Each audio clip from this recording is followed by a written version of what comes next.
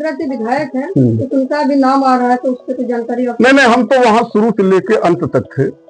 विधायक जी जो है बावन सिंह, माननीय बावन, हाँ वीडियो वायरल हो रहा है, लेकिन वो जो है मदद में ही आए थे, क्योंकि जो मृतक है सुभाष चंद्र मिश्रा जी उनके पुराने जानने वाले थे, मित्र थे।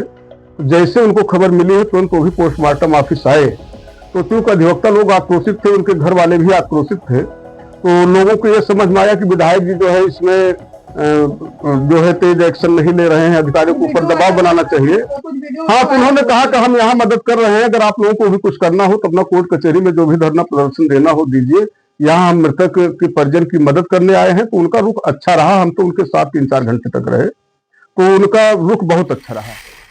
हम उनको बताएंगे कैसे चलेगा, ये विधायक नहीं रहेंगे, बिल्कुल करेंगे, यहाँ भी करेंगे। विधायक आप बात कर लीजिए, विधायक जी आप बात करिए, हम लोग नहीं करेंगे, आप करिए, हमको नहीं करना। मदद इस परिवार की नहीं, 2 बजे कौन सा मदद किए, कौन मदद किए, बताए कौन मदद किए? 2 बजे जब जानकारी हुई 3:30 हम लोग उनके साथ थे, फिर उनसे मिलजुल के आए हैं, और वो भी आश्वासन दिए कि आप लोग निश्चिंत हो जाइए, हमारी विधानसभा का मैटर है, तो हम इसको जो है पूरा। सुभाष चंद्र के हत्या के आरोपी, मुख्य आरोपी हैं, उनकी अगर गिरफ्तारी नहीं होगी तो आगे से आप लोगों को क्या रणनीति? हम लोग आंदोलन करेंगे, रोड पर आ जाएंगे, बड़ा आंदोलन होगा, प्रदेश व्यापी आंदोलन होगा। बार काउंसिल से लेकर के जितने प्रदेश में बार एसोसिएशन है सब स्ट्राइक पे जाएंगे, सबको आह्वान किया जाएगा। हम लोग कमजोर नहीं हैं, हम लोग प्रदेश व्यापी आंदोलन करेंगे, गिरफ्तारी होगी, कड़ी से कड़ी सजा मिलेगी। कप्तान ने जो आश्वासन दिया है, कप्तान के आश्वासन पर हम लोग वापस आए, नहीं तो हम लोग रात में वहीं धरना देते, पूरा हम लोग जो है लाइव होकर के पूरे प्रदेश के अधिवक्ता भाइयों को आमंत्रित करते, सारे लोग वहां पहुंचते। और कई बार ऐसी घटनाएं हुई हैं कि प्रदेश व्यापी आंदोलन हुआ है, सारे अधिवक्ता भाई एक दूसरे की मदद करते हैं।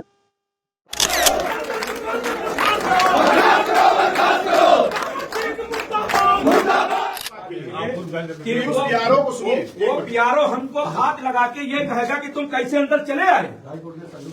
हमारे परिवार की किसी की हत्या हो गई, सुबह 2 बजे से यहाँ पर ये बैठे हुए हैं, वो हमसे पूछेंगे कि हम कैसे चले आए।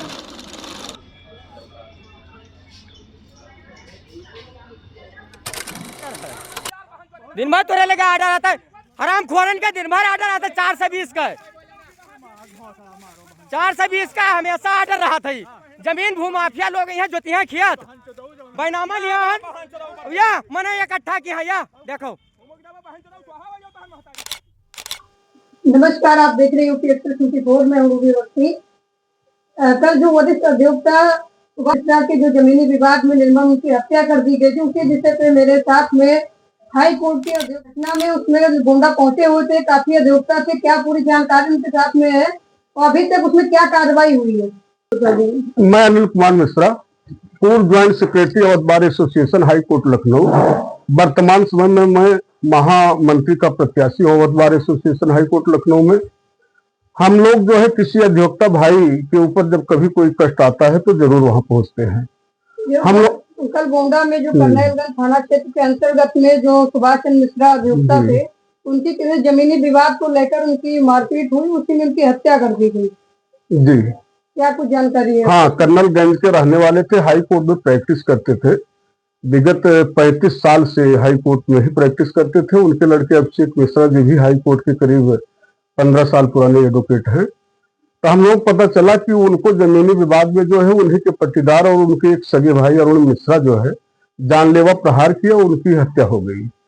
तो हम लोगों को जैसे ही खबर मिली हम लोग गोंडा पहुंचे, वहां पोस्टमार्टम ऑफिस में जो हाउस में उनकी डेड बॉडी रखी थी। पुलिस प्रशासन या कोई भी DM SP वहां कोई नहीं था, कोई सहयोग नहीं मिल रहा था। तो हम लोगों के साथ 20-25 अधिवक्ता हाई कोर्ट से गए थे, तो हम लोगों ने प्रेशर दबाव बनाना शुरू किया, कहा कि तो अन्याय हो रहा है, एक्सपायर कर गए हैं, लेकिन इनका पोस्टमार्टम जल्दी हो, इनके घर पे डेड बॉडी भेजी जाए। उनके घर पे भी करीब 1000-2000 लोग इकट्ठा हुए थे। तो वहाँ SP आए, एडिशनल SP आए और CO आए, तो फिर पोस्टमार्टम उनका हुआ और उनके बच्चे बहुत बिलख रहे थे, रो रहे थे। हम लोगों ने बहुत सांत्वना दिलवाया। FIR हुई है, मुलजिम पकड़े गए हैं, लेकिन जो मेन मुलजिम था अरुण मिश्रा वो थाने पे आकर आया, लेकिन पुलिस उसको नहीं गिरफ्तार की। तो इस पे हम लोग बहुत आक्रोशित थे। पीएसपी ने आश्वासन दिया कि नहीं, अभी हम जो है उनको भी गिरफ्तार करवाते हैं। अधिवक्ता और जो सुभाष चंद्र मिश्रा के परिजन हैं, उनके लड़के एक आरोप लगा रहे हैं कि पुलिस अगर पहले से कार्रवाई की होती तो हो सकता है मेरे पिता जिंदा होते। देखिए, पुलिस स्टेशन पे जाकर के एक दिन पहले शाम को ही सुभाष चंद्र मिश्रा जी ने जो है दरखास्त दिया था, इस तरह से कोर्ट का आर्डर है और हमको कब्जा मिलना चाहिए, लेकिन विपक्षी कब्जा कर रहे हैं जबरदस्ती, हमारे साथ कोई जो है घटना घट सकती है, लेकिन पुलिस उस पर कोई कार्रवाई नहीं की। विपक्षी जो है सुबह 9 बजे थाने पर गए, थाने वालों को मैनेज किए, उसके बाद 11 बजे ये घटना कारित किए हैं। उनकी हत्या 11 बजे जो है उनके ऊपर जानलेवा प्रहार किया गया। और जब थाने पर लोग ले गए तो वहां से जो है जिला अस्पताल पहुंचे तो जो मजबूरी चिट्ठी जो होती है वो करीब 2.5-3 घंटे बाद पुलिस वहां ले गई और उनका इलाज नहीं हो पाया, जिसकी वजह से उनकी डेथ हो गई, मृत्यु हो गई।